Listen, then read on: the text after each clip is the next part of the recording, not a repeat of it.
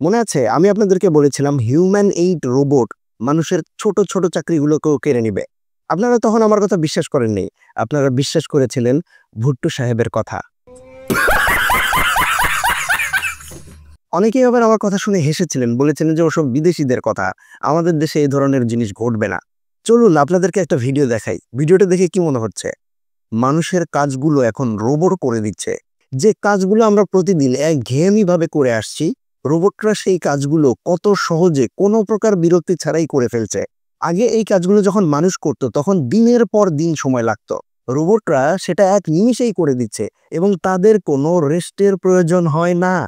সত্যি কথা বলতে যে কাজগুলো একই নিয়মে বারবার করতে হয়, রোবটরা সেই কাজগুলোতে অনেক অনেক এগিয়ে। এটা একদিকে যেমন আমাদের জন্য দুশ্চিন্তার, ঠিক তেমনি অন্যদিকে আমাদের জন্য দারুণ একটা খবর। এখন আপনারাই বলুন, এই পরিবর্তনে কি আমাদের ভয় পাওয়া উচিত, নাকি নতুন কিছু শেখার প্রস্তুতি নেওয়া উচিত?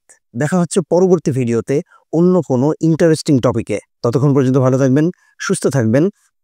আল্লাহ হাফেজ।